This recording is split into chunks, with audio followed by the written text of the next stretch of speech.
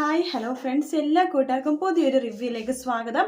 അപ്പം നമ്മുടെ full promo വന്നിട്ടുണ്ട്. അടുത്ത ആഴ്ചയിലെ പ്രൊമോ വന്നിട്ടുണ്ട്. അതിൽ കാണിക്കുന്നത് നമ്മുടെ അപർണ വീണ്ടും വീണ്ടും വീണ്ടും ഹോട്ടൽ ഭക്ഷണം ഓർഡർ ചെയ്തുകൊണ്ടിരിക്കുകയാണ്. എന്നിട്ട് ഹോട്ടൽ ഭക്ഷണം വിളമ്പി എല്ലാവർക്കും കൊടുക്കുന്നുണ്ട്. ശേഷം എല്ലാവർക്കും വയറിന് അസുഖവും കാര്യങ്ങളൊക്കെ പിടിപെടും. അപ്പം നമ്മുടെ ജാനകി പറയുന്നുണ്ട്, ഹോട്ടൽ ഭക്ഷണം വരുത്തുന്ന പരിപാടി നീ നിർത്തിക്കോ അപർണ, വീട്ടിൽ എന്തെങ്കിലും ഉണ്ടാക്കി കൊടുക്കണം. മാത്രമല്ല അച്ഛൻ്റെ കാര്യം അറിയാലോ, അച്ഛൻ ഹോസ്പിറ്റലാണ്. അതുകൊണ്ട് തന്നെ അച്ഛന് ഹോട്ടൽ ഭക്ഷണം ഒന്നും കൊടുക്കാൻ പറ്റില്ല. വീട്ടിൽ നല്ല ചൂട് കഞ്ഞി ചമ്മന്തി ഉണ്ടാക്കി വെക്കണം എന്നൊക്കെ പറയാണ്. അപർണക്കാണെങ്കിൽ ഈ കാര്യങ്ങളൊന്നും അറിയത്തേ ഇല്ലല്ലോ. പക്ഷെ അപർണ ട്രൈ ചെയ്യുന്നുണ്ടെങ്കിലും പറ്റുന്നില്ല. അപർണയുടെ അമ്മ അവിടെ ഉള്ളത് കൊണ്ട് തന്നെ എല്ലാ കാര്യങ്ങളും അമ്മയാട്ടോ ചെയ്യുന്നത്. അതിനുശേഷമാണ് സൂര്യനാരായണ ഹോസ്പിറ്റലിൽ നിന്ന് ഡിസ്ചാർജ് ചെയ്യുന്നുണ്ട്. ഡിസ്ചാർജ് ചെയ്യുന്ന സൂര്യനാരായണ ഹോസ്പിറ്റലിലെ പോലെ തന്നെ വീട്ടിൽ വന്നിട്ട് അതേ കിടപ്പ് തന്നെയാട്ടോ, ഒരേ കിടപ്പ് തന്നെയാണ്. അനക്കവും പിടുത്തവും ആകെ സംസാരിക്കുമെന്ന് മാത്രമേ ഉള്ളൂ, കണ്ണനങ്ങൊന്നും മാത്രമേ ഉള്ളൂ. വേറെ വലിയ മാറ്റമൊന്നും ഇല്ല. കയ്യെ കിടക്ക് അനങ്ങണ പോലെ കാണിക്കുന്നുണ്ടെങ്കിൽ പിന്നെ വലിയ മാറ്റവും കാര്യങ്ങളൊന്നും തന്നെ ഇല്ല കേട്ടോ. അങ്ങനെ സൂര്യ കിടന്ന കിടപ്പ് തന്നെ കിടക്കാണ്. അപ്പൊ അമ്മ അടുത്ത് വന്നിരിക്കുന്നുണ്ട്. അമ്മ വന്നിരിക്കുമ്പോഴേക്കും പ്രഭയും വരുന്നുണ്ട്. പ്രഭ വരുമ്പോഴേക്കും നമ്മുടെ സൂര്യനാരായണൻ പറയുന്നുണ്ട്, ഈ വീട് ഇങ്ങനെ 4 വശത്തേക്ക് പോകാൻ, അതായത് കുത്തിത്തിരിപ്പ് ഉണ്ടാക്കാനും ഈ വീട് ഇത്രയും അധംപതിക്കാനും മെയിൻ കാരണം എൻ്റെ അമ്മ എന്ന് പറഞ്ഞ ഇവര് തന്നെയാണ്. ഇവരാണ് പ്രഭയെ നിന്റെ മനസ്സിൽ വിഷം കുത്തിവെച്ചത്. എൻ്റെ ആദ്യ ഭാര്യയായിട്ടുള്ള ഭാര്യയുടെ ഉണ്ടായ മകനാണ് അഭി. ഇവർക്ക് അഭിനെ കണ്ണെടുത്താൽ കണ്ടുകൂടായിരുന്നു. അത് നിനക്കും അറിയാവുന്ന കാര്യമായിരുന്നല്ലോ. പക്ഷെ ഇവർ പറഞ്ഞതൊക്കെ നീ ഒരു സമയം കഴിഞ്ഞപ്പോഴേക്കും വിശ്വസിച്ചു. നീ അവരുടെ കൂടെ നിൽക്കാൻ തുടങ്ങി. അപ്പൊ തുടങ്ങി പ്രഭയെ നിന്റെ അധപതനം. പിന്നെ നീ എന്ന് പറഞ്ഞിട്ടൊരു വേർതിരിവൊന്നും ഞാൻ കണ്ടിട്ടില്ല സ്വത്തുക്കളുടെ കാര്യത്തിൽ.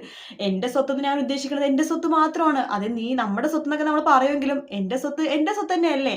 അപ്പൊ അത് ആർക്കൊക്കെ എഴുതുന്നത് എൻ്റെ ഒരു അവകാശമല്ല. നീ ഇപ്പൊ എൻ്റെ കൂടെ നിൽക്കുകയാണെങ്കിൽ നിന്നോട് ചോദിച്ചിട്ട് ഞാൻ എന്തും ചെയ്യുള്ളായിരുന്നു. പക്ഷെ ഇപ്പൊ നീ എൻ്റെ കൂടെ നിൽക്കുന്നില്ല. നീ ഇപ്പൊ അമ്മയുടെ വാക്ക് കേട്ട് എന്തൊക്കെയോ കാണിച്ചു തൊള്ളണു. ഇനി പഴയ പോലെ എനിക്ക് നിന്നെ വിശ്വസിക്കാൻ പറ്റുന്ന നിനക്ക് തോന്നുന്നുണ്ടോ എന്നൊക്കെ ചോദിക്കുകയാണ് പ്രഭയെടുത്ത്. പ്രഭ അതൊക്കെ കേട്ട് ദേഷ്യം കൊണ്ട് അവിടെ നിന്ന് പോകും കേട്ടോ.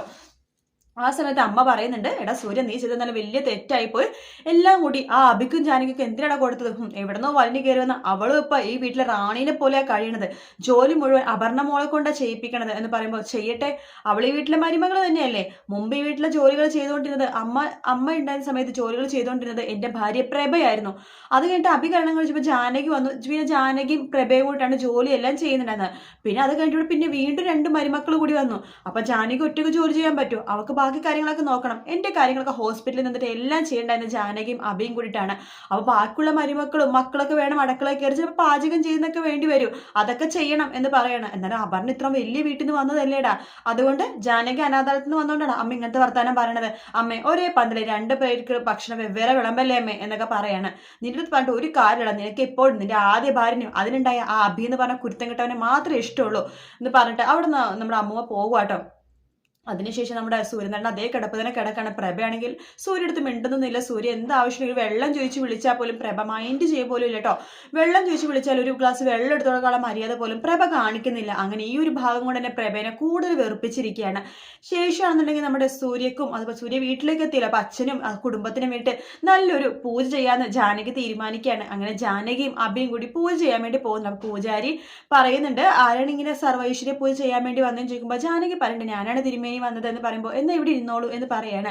എന്താ പേരും ചോദിക്കുമ്പോൾ ജാനകി, ആഹാ കൊള്ളാലോ സീതയുടെ പേരാണല്ലോ എന്നൊക്കെ പറയാണ്. അതിനുശേഷം ചോദിക്കേണ്ടത് അച്ഛൻ്റെ പേരെന്താ, ജന്മനക്ഷത്രം എന്താ എന്നൊക്കെ ചോദിക്കുകയാണ്.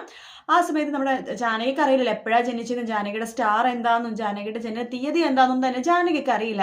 അത് കേട്ട് അവിടെ ഇരിക്കുന്ന ആൾക്കാർ പറയണ്ട അതിന് ഇവളൊരു അനാഥയാണ് എന്ന് പറയാണ്. പൂജാരി ആ സമയത്ത് ഒന്നും മിണ്ടത്തൊന്നുമില്ല. ജാനകിയുടെ മുഖത്ത് നോക്കണം. അപ്പം ആ സമയത്ത് അഭി പറയുന്നുണ്ട്. അഭി വന്നിട്ട് മറ്റുള്ളവർ വായടപ്പിക്കണ പോലെ പറയുന്നുണ്ട്, എൻ്റെ ജാനകിക്ക് ഒറ്റയ്ക്കല്ല, ഞാൻ എൻ്റെ ജാനകിയുടെ കൂടെയുണ്ട്, ഇവൾക്ക് ആരില്ലെങ്കിൽ ഞാനുണ്ട് എന്നൊക്കെ പറയുന്നതാണ് പ്രൊമോയിൽ കാണിച്ചത്. അതിനുശേഷം ജാനകി അടുത്ത് അഭി പറയുന്നുണ്ട്, നോക്ക് ഈ പറയുന്ന അമ്മ അച്ഛനൊക്കെ നിനക്കുണ്ട്, അവരുടനെ തന്നെ നിന്റെ അടുത്ത് വരുമെന്ന് പറയുമ്പോഴേക്കും ജാനകി ആകെ ഞെട്ടുന്ന പ്രൊമോ കാണിച്ചിരുന്നു. ഇനി കാണിക്കാൻ പോണത് ഈ ആഴ്ചത്തെ പ്രൊമോ കാണിച്ചപ്പോൾ ജാനകി ആ ഡ്രസ്സ് തന്നെയാണ് അമ്പലത്തിൽ ഇട്ട് വന്നിരിക്കുന്നത്. അപ്പൊ അതുകൊണ്ട് തന്നെ പൂജാരി അടുത്ത് ഈ ജാനകി ഒരു അനാഥയാണെന്ന് പറയുമ്പോൾ പൂജാരി പറയും, ഒരിക്കലും മോൾ ഒരു അനാഥയല്ല, മോൾ അന്വേഷിച്ച് മോളുടെ അച്ഛനും അമ്മയും മോളുടെ അടുത്ത് വരും, അത് ഉടനെ തന്നെ വരുമെന്ന് പൂജാരിയും പറയും കേട്ടോ. അപ്പൊ നമ്മുടെ അഭിക്കറിയാം തന്റെ അച്ഛൻ അടുത്ത് വരേണ്ട ആവശ്യമില്ല, എപ്പോഴും കണ്ടുകൊണ്ടിരിക്കുന്ന ഒരാൾ തന്നെയാണല്ലോ ജാനകിയുടെ അച്ഛൻ.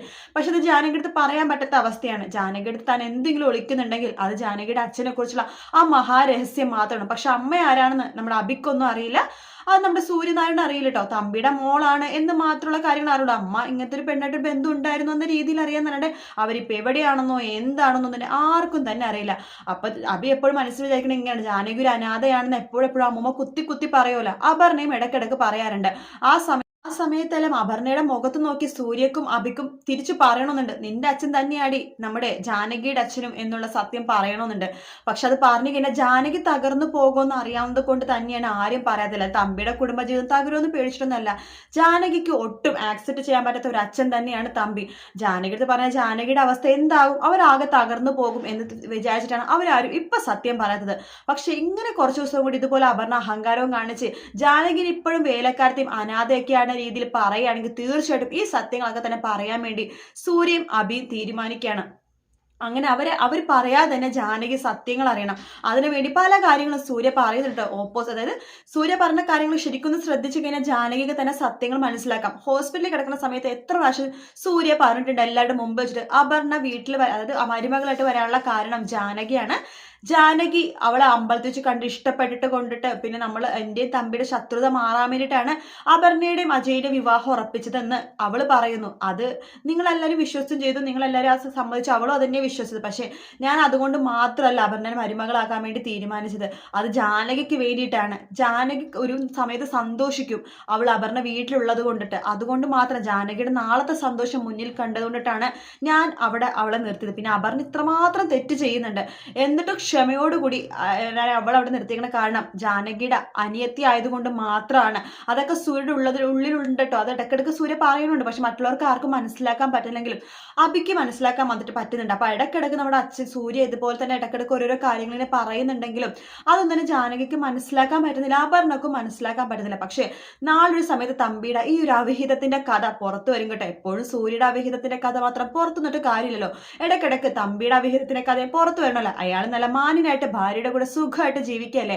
അപ്പൊ അയാൾക്കും ഇതിലൊരു പാസ്റ്റ് ഉണ്ടായിരുന്നു. അതിലൊരു പാവപ്പെട്ട ഒരു പെൺകുട്ടി ഉണ്ടായിരുന്നു. അച്ഛൻ ആരാണ് അമ്മ ആരാണെന്ന് അറിയാതെ 10-20 വർഷം ഓർഫനേജിൽ കഴിഞ്ഞ പെൺകുട്ടി. ശരിക്കും പറഞ്ഞാൽ തമ്പി ചെയ്ത വലിയൊരു ക്രൂരതയാണ്. കാരണം തമ്പി ഈ അപർണയുടെ അമ്മേനെ കല്യാണം കഴിച്ച സമയത്ത് തന്നെയാണ് ഈ ജാനകിയുടെ അമ്മയായിട്ട് ബന്ധം ഉണ്ടായിരുന്നത്.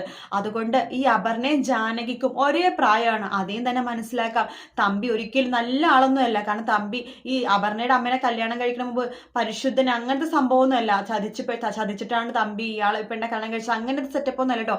ഇവരിക്കെ തന്നെ വേറൊരു ബന്ധം ഉണ്ടായിരുന്നു. അങ്ങനെ രണ്ടുപേർക്കും ഒരേ സമയത്ത് പെൺകുട്ടികൾ ഉണ്ടായി. അതാണ് ജാനകിയും അപർണ. അല്ലാണ്ട് അയാൾ കല്യാണത്തിന് മുമ്പ് ഈ സൂര്യയുടെ പോലത്തെ ഒരേ കാറ്റഗറിയേ അല്ല ഇയാള്. ഈ സൂര്യ വെച്ചാൽ മുമ്പ് കല്യാണം കഴിച്ചിട്ട് അതിലുണ്ടായ കുഞ്ഞാണ് അബി. അതിനുശേഷം വേറെ കല്യാണം കഴിച്ചു. ആ ഭാര്യയുടെ അടുത്ത് എല്ലാം പറഞ്ഞു. പക്ഷെ ഇത് അങ്ങനെയല്ല. ഭാര്യ ഇരിക്കെ തന്നെ വേറൊരു പെണ്ണിന്റെ കൂടെ പോയിട്ടാണ് ജാനകി എന്ന് പറഞ്ഞ ഒരു മകൾ ഉണ്ടായത്. പക്ഷെ ആ പെണ്ണ് എവിടെയാണെന്നോ എന്താണെന്നോ ആർക്കും അറിയില്ല. അപ്പൊ സൂര്യ അതിനെക്കുറിച്ച് അന്വേഷിക്കുന്നുണ്ട് കേട്ടോ. എന്തായാലും നമ്മുടെ ജാനകിയുടെ അച്ഛനമ്മയുടെ പ്രൊമോ കാണിക്കുമെന്നാണ് ഈ ആഴ്ച വിചാരിച്ചത്. അത് കാണിച്ചില്ല. പക്ഷെ അതേ ഡ്രസ്സ് ഇട്ടിട്ടാണ് ജാനകി അമ്പലത്തിൽ തൊഴുന്ന ഒരു പ്രൊമോ ഈ ആഴ്ചത്തെ പ്രൊമോ ആണെന്ന് പറഞ്ഞ് കാണിച്ചത്. അപ്പൊ 2 ആഴ്ച മുമ്പ് ഒരു പ്രൊമോ കാണിച്ചിട്ടുണ്ടെന്ന് ജാനകിയും അഭിയും കൂടെ അമ്പലത്തിൽ പോകുമ്പോൾ പൂജാരി ഇങ്ങനെ ചോദിക്കുമ്പോൾ അഭി പറയുന്നുണ്ട് നിന്റെ അച്ഛനും അമ്മയും ഉണ്ട്, അവർ വരുമോന്ന് പറയുന്നുണ്ട്. അപ്പൊ ആ ഡ്രസ്സ് തന്നെയാണ് ഈ പ്രാവശ്യത്തെ പ്രൊമോയിൽ കാണിച്ചിരിക്കുന്നത്. അപ്പൊ എന്തെങ്കിലുമൊക്കെ ഒരു ട്വിസ്റ്റ് ഉണ്ടാവാൻ ചാൻസ് ഉണ്ട് കേട്ടോ. കാത്തിരുന്ന് കാണാം. വീഡിയോ ഇഷ്ടപ്പെടുകയാണെങ്കിൽ ലൈക്ക് ചെയ്യാനും സബ്സ്ക്രൈബ് ചെയ്യാനും കമന്റ് ചെയ്യാനും മറക്കല്ലേ. മറ്റൊരു വീഡിയോ ആയിട്ട് കാണാം. Take care. Bye bye.